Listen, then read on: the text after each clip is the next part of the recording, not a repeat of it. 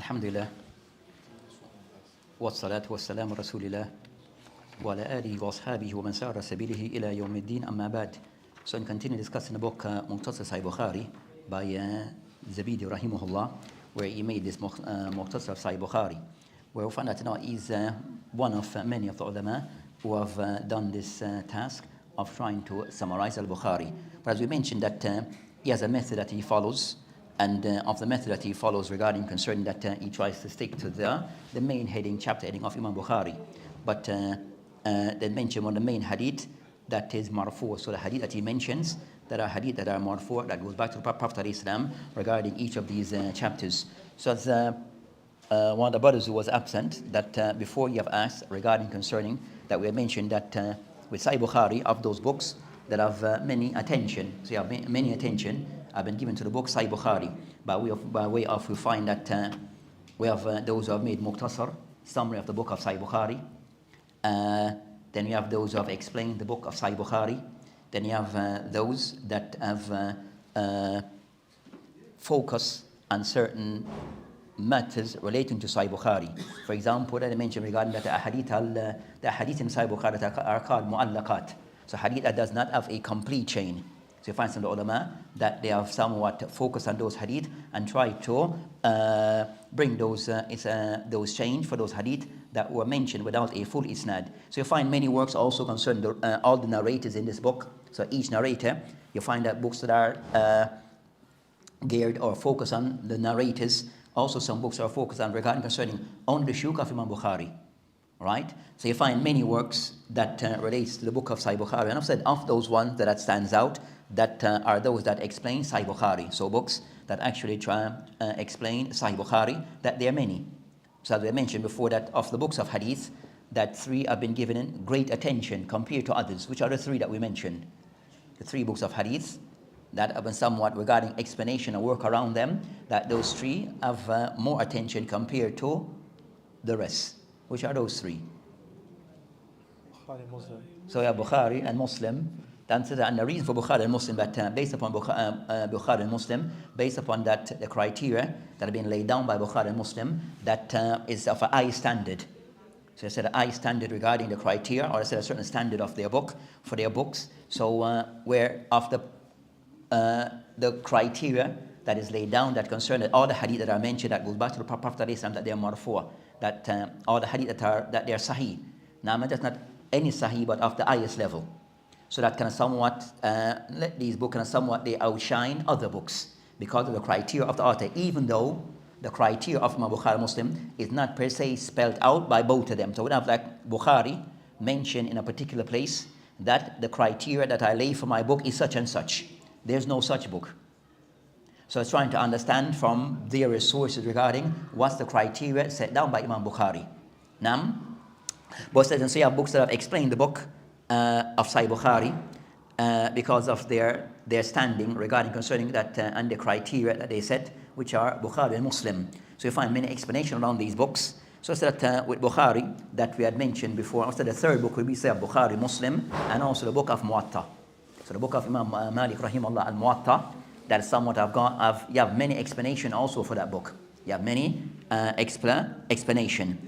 Then other books, so we'll focus on those. But as for Bukhari, that regarding, as we had mentioned before, and the brother asked regarding that, for the madhahib al-arba, that we'll find explanation that are there. So for each of the madhahib al-arba, that you'll find that there's an explanation from each of the madhahib of Sahih Bukhari. So I had mentioned before that the more famous of them, which is what? Fath al-Bari by Ibn Hajar al-Asqalani rahimahullah. So you have an explanation that's considered to be the more renowned, famous explanation of, and they said the main go-to explanation of today. So a person talk about Sahih Bukhari as an explanation, then what comes to the person's mind immediately as a book, as a reference, it will be what? Fath al-Bari by Ibn Hajar al-Asqalani rahimahullah. So so his thing was that he tried to go in depth. So some hadith, even though you might find that that we try to explain a hadith in some detail, sometimes it wasn't as detailed as one would have expected. So sometimes the discussion regarding some of the hadith is not as detailed as expected. Sometimes you might say as human being. So sometimes you might say I will discuss the hadith further again later, but that detail is still not there. So that's why you find that in any science, to rely upon one source is somewhat not the best way to approach things. So to rely upon one main source, sometimes that's not the best way of approaching any of the science of Islam. So having multiple sources, even regarding one text, is a better approach regarding any of the books of Islam. So I said the one, the go-to explanation is this one, Fath al-Bari. This is an old print. But with books, if you can read them properly, then khalas. And the book is, the print is very good. As for the paper, that's just additional stuff. That's not the primary focus. The paper is not the primary focus. So the book being able to can read the book properly, also the checking is also done properly, then that's the main thing. But we said that Sahih Bukhari, regarding of the more famous explanation, is Fath al-Bari Bishar Sahih Bukhari. And this is just one of the prints. This is one of the older prints. And this print was called concerned of the by Maktaba Salafiyya. So this print is by Maktaba Salafiyya, where Shaykh bin Baz rahimahullah, that it is some small footnotes, especially concerning on some of the points, not all the points, some points, especially concerning Masail al-I'tiqad. So Shaykh bin Baz rahimahullah has some footnotes on some of the points. It's not all, he didn't complete the entire thing, but he did some footnotes on some of the points. But this print is considered to be one of a good print overall. So that's concerning, and Ibn Hajar rahimahullah is Shafi Madhab, and sense that the book is sense so regarding concerning the views of the Shafi'i is, you understand, it's clear in the book. So that's concerning what the explanation, and they said for each madhab that we Shafi. Bear in mind concerning Ilm al-Hadith overall, that a lot of the works relating to Ilm al-Hadith, that the ulama of the Shawafi, they have done a lot of works. So a lot of explanation and the works are on site. The books of Hadith, a lot of those works, and Mustalah is the ulama who can be labeled as Shafi madhab. And even in fiqh. You understand? So the works of the Shafi'iyah have been immense regarding the verse concerning Hadith and Mustalah al-Hadith. Most of the books of Mustalah, that the alim behind that book may be Shafi. So Ibn Salah, who else? Ibn Hajar, Sakhawi, Suyuti, all of those are Shafi.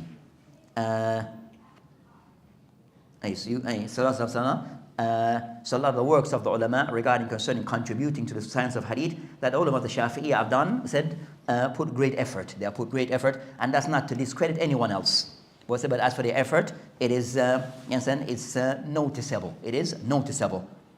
Then I said that a lot of the explanation are by the Shafi'i. So another one that came after, which are Shafi'i concerned, this one is called Irshad Asariya.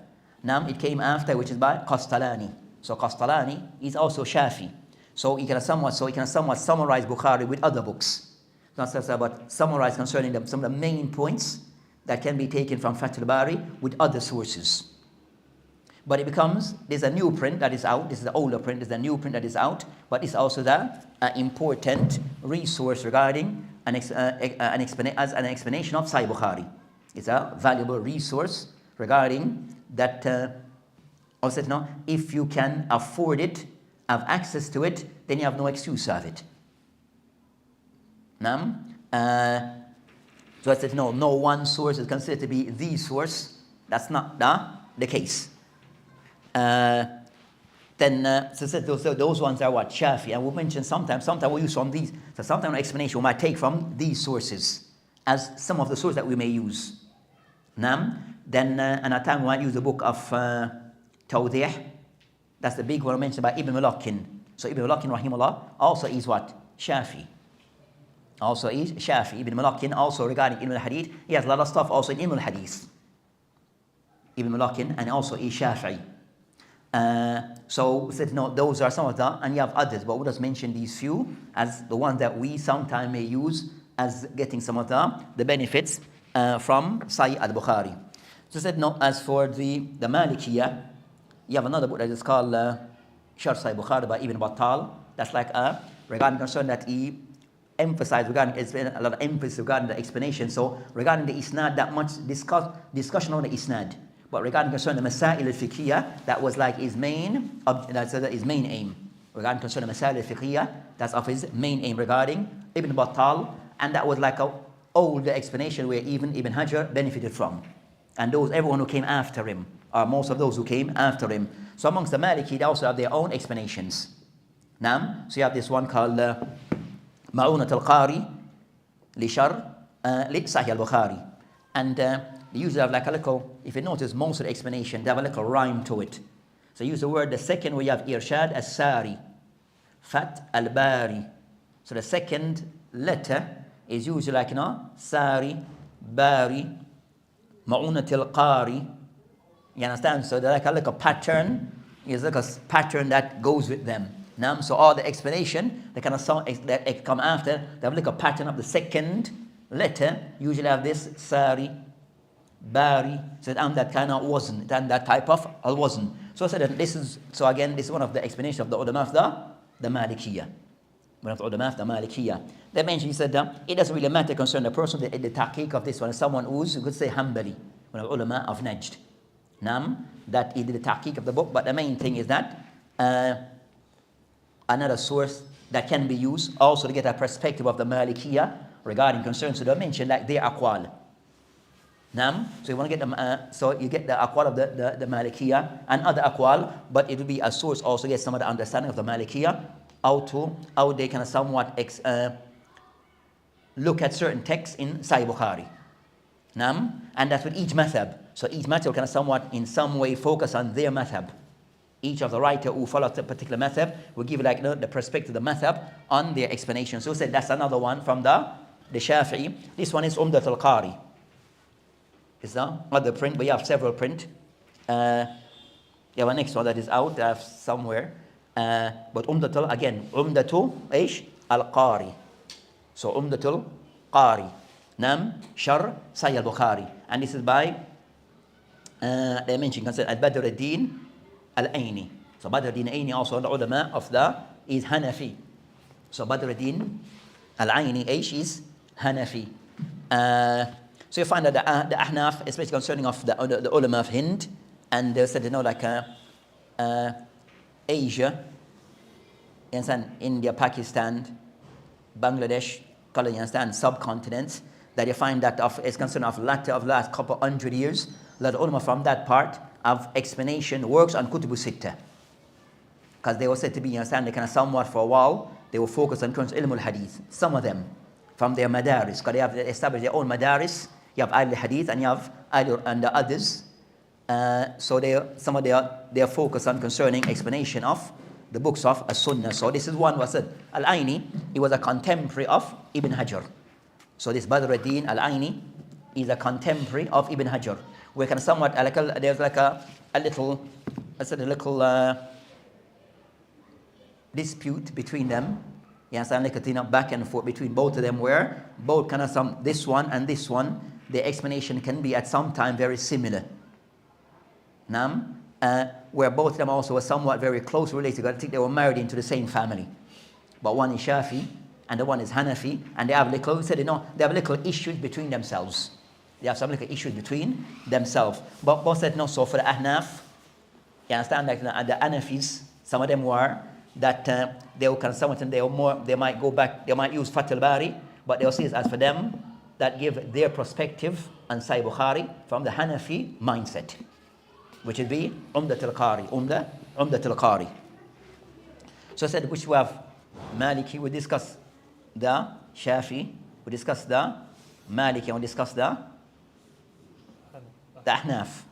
Now, regarding explanation of Sahih Bukhari, they are just samples. These are not all of them. There's others. Kashmiri, you have others who are able to mention this as a sample. Then you have for the Hanabila, that we have Fath al-Bari. So for the Hanabila, we have Fath al-Bari, Shar Sahih Bukhari, and this one is by Ibn Rajab al-Hanbali. So this one is Ibn Rajab al-Hanbali. So Ibn Rajab al-Hanbali, he proceed. So Ibn Hajar al-Asqalani, he died 852. Ibn Rajab al-Hanbali, that he died 795. So Ibn Rajab was before Ibn Hajar. So Ibn Hajar came after. But we said this one is the more renowned, international, more renowned, of the more renowned explanation of across the board, So said this one of Fath al-Bari, this is just one of the print, you have another print, but this Fath al-Bari, I think there's a next one being worked on. So the next another print being worked on of the same Fath al-Bari. Ibn Hajar, Ibn Rajab didn't complete, but we have another complete thing. But as for the detail that he gives, if we were to have everything, it would be the most detailed explanation. If it was to be completed, it would be the most detailed explanation of Fath al-Bari regarding concerning matters regarding that. So Ibn Rajab rahimahullah have a way of concerning to bring other asanid, other hadith, and explain the hadith. But it would be considered to be the most detailed explanation if we add the full complete thing. That is said that everything else would be secondary. For what we have, everything else would have been secondary compared to if this was a complete explanation. So it's still I said that what we have of it is still valuable for a talib in that he should have possession or have access to it. Have access to it, the least online, and better yet, in print. And better yet, in print. So I said those are of the works relating to Sahih Bukhari. I said they said these are just a few. These are just a few. So that's concerning. So when you have asked, so that's concerning. So those are what we quickly found regarding concerning the works around Sahih al-Bukhari by way of explanation. So you have other ones that are out. As we mentioned, regarding most of the prints, as concerning contemporaries, most that are out there regarding concerning discussion of books of hadith by way of the isnad. Sometimes not as much detail is given, even though because it's a books of hadith, then you expect that detail regarding the isnad and the hadith. But sometimes that's less, especially concerning Sahih Bukhari. But sometimes it is still needed. Sometimes it is still needed because you have some hadith that are somewhat on the discussion. So for the person or someone to go through those hadith and give some clarity, further clarity regarding what have been mentioned between the ulama on those hadith, then that would be, you understand, that is very helpful. But sometimes it is accepted that everything is authentic, and they mainly just concentrate on trying to comment on the hadith, try to comment and give an explanation of the hadith. So that's bulk of the work of the books of hadith that we find today. So you find contemporaries who have also had some work on Sahih al-Bukhari, of them Sheikh Abdul Aziz al-Raji. So you have Abdul Aziz al-Raji, who's one of the top, one of the main students of Sheikh al-Baz, one of the students of Sheikh bin Baz rahimahullah, that you have a commentary on Fath al-Bari, on Sahih Bukhari, and also Sahih Muslim. Both are in print. Again, most of the discussion will be with the text, not per se the isnad. So in continuing from where we had stopped regarding Fath al-Bari, regarding Sahih Bukhari, that we had ended concerning that and ended the bab of al-Hayd. So we discussed concerning Kitab al-Hayd, and we discussed all the hadith that he had mentioned here regarding that particular discussion. Then the chapter that follows next would be Kitab Tayammum. Kitab al-Tayammum, that he mentioned very few, in the Kitab al-Tayammum, he mentioned a few chapters. So we'll start the first hadith. We'll start the first hadith of that particular chapter and continue next week, bi'idhnillah ta'ala. So either at point in time, we'll bring a different book as I started introduction regarding, like during the summertime, you understand, a different book regarding that relates to Sahih Bukhari. Now I'm to show the work and the effort of the ulama. I said because of the importance, it's going to be the most authentic book. So given a lot of attention. So what are those attention that have been given? So it's not just, I said, it's not just restricted to explanation. There's other things that are covered. So every week we'll try to bring something different regarding the effort around Sahih al-Bukhari. With me? Inshallah. Should we do that, Inshallah, we'll do it. So every week we'll try to bring, so just for the summer, so about for the next 6 weeks, we'll try to bring something every week before we start regarding some of the efforts of the ulama relating to Sahih al-Bukhari. Aywa. Bismillah, walhamdulillah, wassalatu wassalamu ala rasulillah. Page number 150, Sahih al-Bukhari, Kitab al-Tayammum, Book 7, the Book of Tayammum. So I said the Muqtasar Sahih Bukhari, because Sahih Bukhari will be the complete thing. Naam? So, ay. Babul Falam Tajidu Ma. Chapter 1, and you find no water. Hadith number 223. Shall I do it? Just the English or It is the English. Because narrated Aisha radiallahu anha, the wife of the Prophet sallallahu alaihi wasallam. We set out with the Prophet sallallahu alaihi wasallam on one of his journeys till we reached Al-Bayda, there to Jaysh. A necklace of mine was broken and lost. Allah's Messenger sallallahu alaihi wasallam stayed there to search for it, and so did the people along with him. There was no water at that place, so the people went to Abu Bakr radiallahu anhu and said, "Don't you see what Aisha has done? She has made Allah's Messenger sallallahu alaihi wasallam and the people stay where there is no water, and they have no water with them." Abu Bakr radiallahu anhu came with Allah's Messenger while Allah's Messenger sallallahu alaihi wasallam was sleeping with his head on my thigh. He said to me, "You have detained Allah's Messenger sallallahu alaihi wasallam and the people where there is no water, and they have no water with them." So he admonished me and said what Allah wished him to say and hit me on my flank with his hand. Nothing prevented me from moving because of pain, but the position of Allah's Messenger on my thigh. Allah's Messenger sallallahu alaihi wasallam got up when dawn broke and there was no water. So Allah revealed the divine verses of Tayammum. So they all performed Tayammum. Usayd ibn Hudayr said, "O the family of Abu Bakr, this is not the first blessing of yours." Then the camel on which I was riding was caused to move from its place, and the necklace was found beneath it. it is the end of the hadith. No. It is concerned the first hadith mentioned here in this Muqtasar of Sahih Bukhari, where he mentioned Kitab al-Tayammum. So in discussing concerning Kitab al-Tayammum, the Bab of Tayammum, so of those things that is mentioned regarding concerning what is Tayammum. So at-Tayammum, that you have different explanation concerning what is meant by at-Tayammum, but a word concerned that at-Tayammum, shar'an, that what is meant. So it said Tayammum, lugatan, it means al-qasd. So Tayammum, lugatan, according to linguistically, it means qasd, where a person intends something. Nam. Then they mentioned regarding concerning the meaning of at-Tayammum within the Sharia, Islamic terminology in Islamic meaning. That would mean that Ibn Hajar rahimahullah mentioned في شر القصد إلى السعيد لمس الوجه واليدين بنية الاستباحة الصلاة ونحوها. That Ibn Hajar rahimahullah he mentioned that as for what is intended by tayammum, or the definition of tayammum, is the person who intends to use the sahid like parts of the earth and to wipe, to use it to purify himself by wiping off his face and his hands with the intention that it makes it permissible for him to perform salat and other things. So that's concerning what he mentioned regarding tayammum. So it could be explained concerning that al-mas, al-wajh, the person using the earth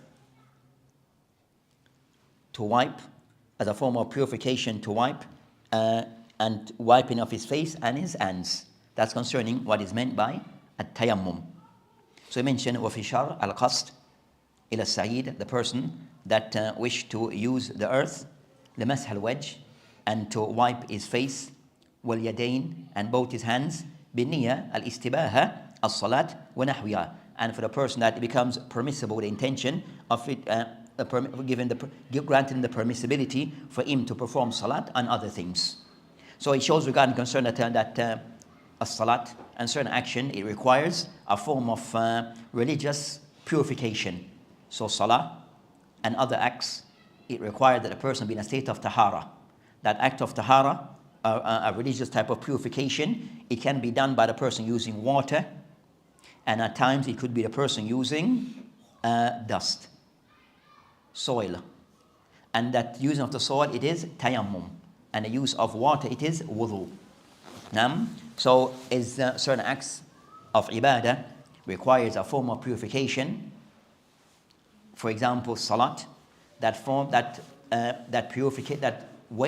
of purification, it can be in the form of wudu, the person perform washing of the body, certain limbs of the body, or ghusl, as we have discussed before, or the person washing the entire body, or tayammum, or the person wiping certain parts of the body. So those are the ways concerning tahara. And if the person performs one of those, then it becomes allowed for the person to carry out certain acts. It becomes allowed for the person to carry out or to do certain acts of ibadah. And of them, salah. So they mentioned regarding isti'mal, which is the person that isti'mal is the use of the earth or dust by wiping the face and the hands. So the person is allowed. So they give the person allowance for him to carry out certain acts of ibadah. That's concerning the meaning of tayammum. So from this hadith that they discuss concerning the hadith of Mu'mineen, they mention concerning that so either Mu'mineen Aisha or Zawj Nabi al-Islam, which is Aisha rad anha, that they mentioned that kharajna ma Nabi al-Islam fi badal asfar, where they went out in one of his journey. So they mentioned that it shows that from this where it showed the Prophet ﷺ that his wife Aisha, that she was present with him on this trip. So it shows the permissibility of a husband traveling with his wife. So it showed the permissibility that a husband traveling with his wife. Then it mentioned that they reached a particular station and where she lost this necklace. She lost this jewelry of hers. They mentioned this jewel of her was something that it meant. So you have mentioned regarding concern that there had a discussion regarding where the exact location this incident occurred. So you have a discussion between ulama regarding concern trying to identify these places or when this incident occurred. At what time did this incident occurred?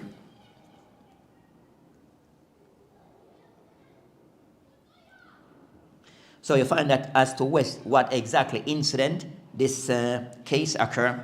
You have a khilaf between the ulama. That of some who mentioned that this was when they were in a state concerned al-ghazw, concerned that they went into, it was a war expedition when this incident occurred. So they mentioned Bani, a war incident regarding Bani Mustaliq, where concerned the battle between Bani Mustaliq when this incident occurred. So you have that qawl that is mentioned, you have that view, يقال أنه كان في غزوة Bani Mustaliq. So you have that of the view that mentioned by some of the ulama that occurs then.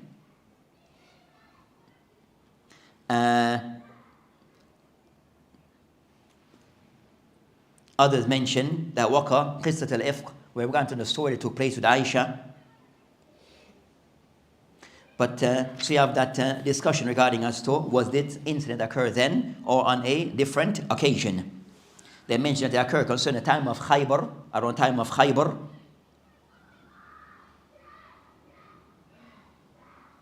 So you have that discussion regarding concerning when exactly which incident or when this incident occurred concerning which of the battles, whether around the time of Khaybar or others. So you have the discussion between the ulama. You have that discussion between the ulama. So the location to mention, Bayda, that this location is somewhere between Medina and Mecca. Some mention that, or Abwa, between Medina and Mecca.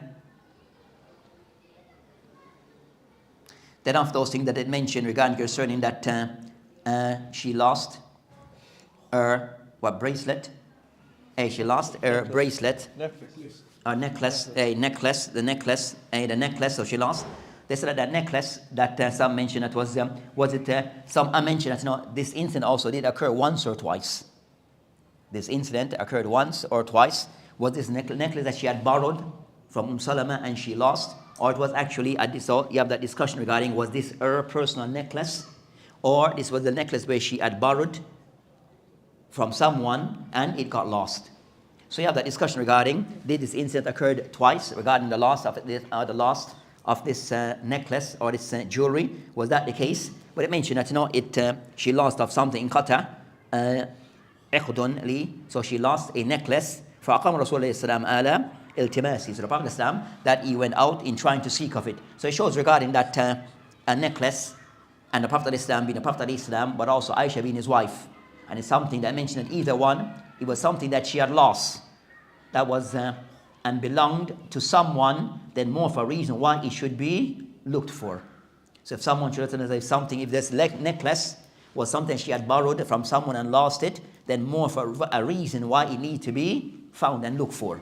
So it showed regarding concern that this, if someone borrows something from someone and it is lost, it's upon the person to try to seek out that thing and return it as they received it.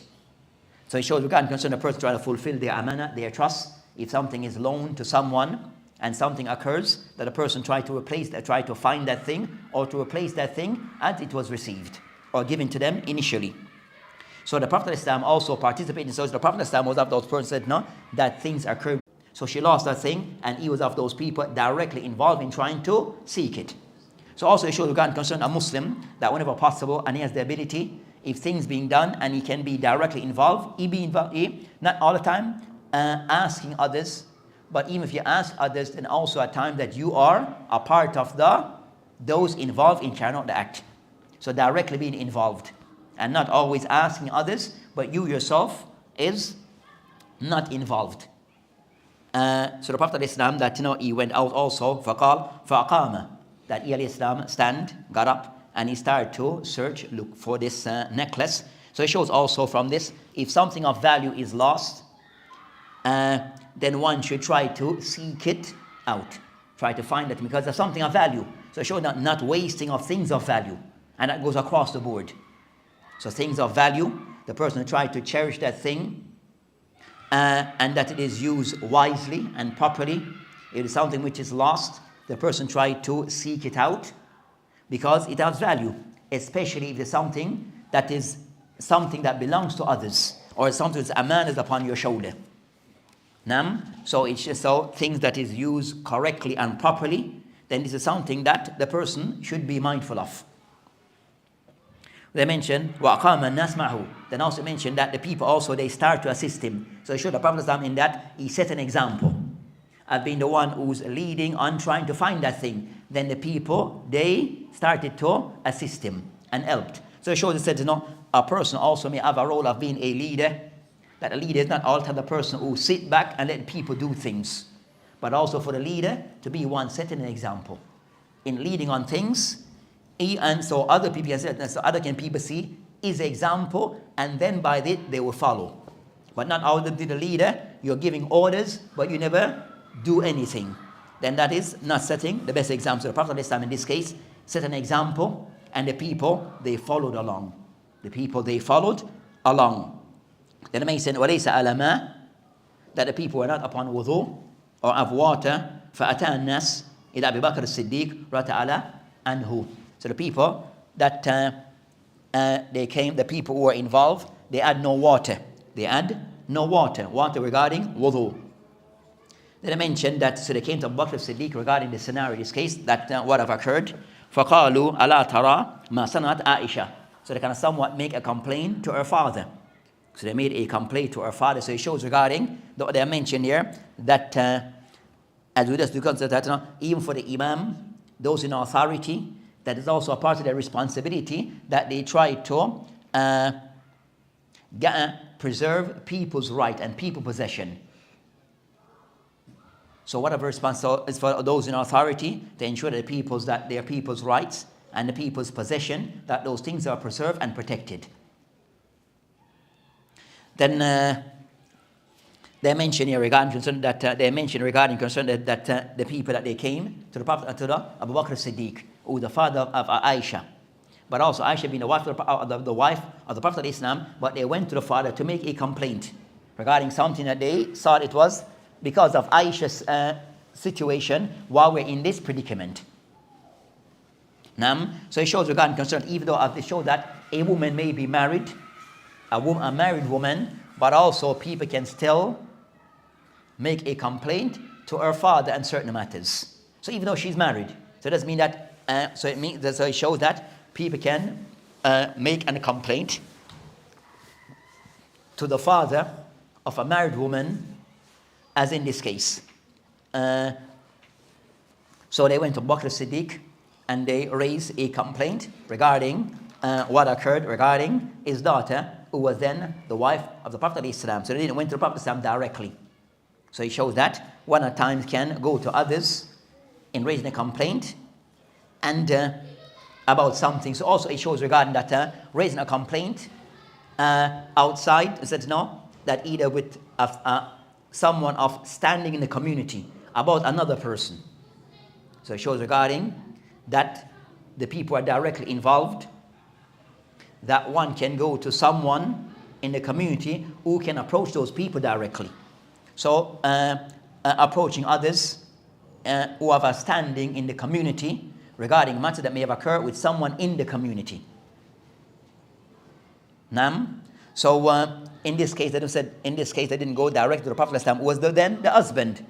They went to a person of standing with the father, and sometimes the person that the one may go to, and to act as a mediator or a person, a point of contact regarding or to raise the issue with.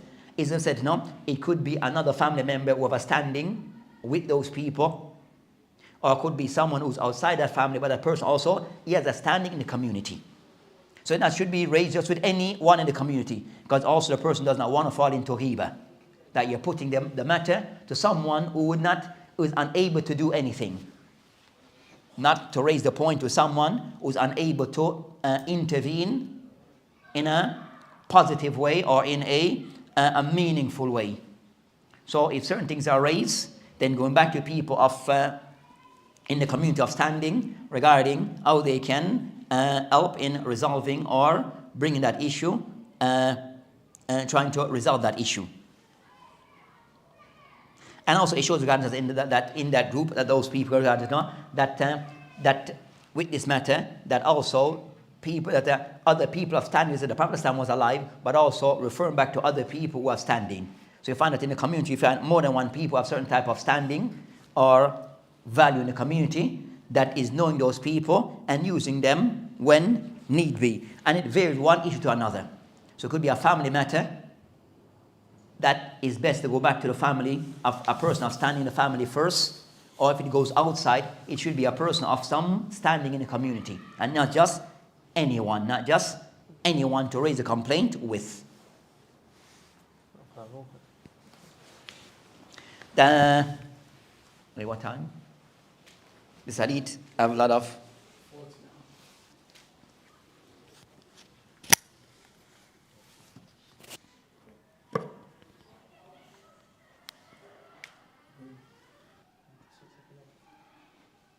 So I mentioned regarding concerning that from this incident, somewhat that this is the incident regarding concerning the ahkam of tayammum, or matter regarding tayammum was raised concerning the matter regarding tayammum, that came into being regarding that there is no water. So another way regarding how to perform a form of tahara, so that you can carry out concerning as-salat.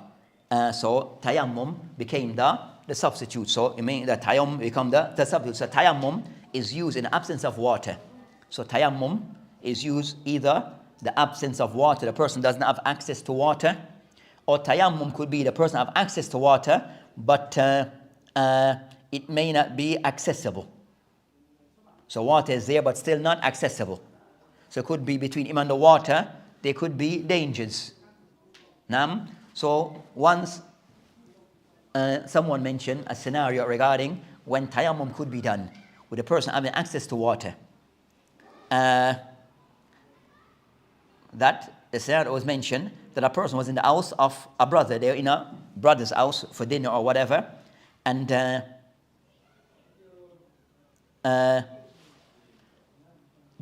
somewhat entered, not that the wife was covered, but he knew that the wife was present. And he's kind of somewhat wanted to perform ghusl. It occurred that he needed to perform ghusl, but he didn't want to spark any form of any form of inconvenience, and also raise any suspicion regarding concerns. Now he understands that he finds himself in a state that he needs to perform ghusl. So in a brother's house, in the house of the gathering with the brothers, but then something occurred where he had a discharge where he requires to perform ghusl, but he doesn't want to cause a form of suspicion regarding, instance, no, you're in my house, you understand, my family is present, and now you want to perform ghusl. With me? So in that case, the person says no, going said that time. So rather than performing ghusl to create that time, he said inconvenience of one, and also I said, and it's also time to pray. And you're praying in the person's house. So inconvenience. So if there's going to be an inconvenience and also suspicion, then is the person in that case allowed to perform tayammum? Taib. So that's so my sister. So you have you have accessibility to water, but because of other factors, that the person may, you understand, go for tayammum instead of ghusl. And also from that, he showed regarding concern and said that a tayammum, that it can, it's a substitute for wudu and also ghusl. So a person that may be in a state where they're unable, they have no access to water, but they're able to perform and they need to perform ghusl. So tayammum also, it served the same purpose of making up that the person be in a state of tahara. If you perform a tayammum, can use as a substitute for wudu and ghusl.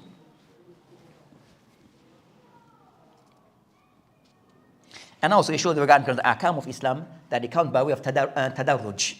That ahkam of Islam, that it came by way of things that were done in a proportion. So tayammum came later, before, after wudu. So the people come used to a particular way of performing tahara, which is use of water. Then later on, they were giving another option, which is tayammum. So it showed that based upon this incident, and this incident was one that sparked the rule of tayammum being put in place. So with that, inshallah ta'ala, we'll stop here and continue next week regarding other things that can be mentioned regarding this hadith and the other chapters that are mentioned here by the author. So we'll end here. As he mentioned, 2 hadith in this particular discussion. We'll mention the next and what remained from this hadith in the coming next week, bid'Allah ta'ala. As we said, that we'll add maybe in each lesson something about the efforts of the ulama regarding Sahih Bukhari. So next week we'll see what is mentioned, and we'll continue with other hadith. We'll start at a normal time. وبالله تعالى توفيق وهذه السبيل. السلام عليكم ورحمة الله.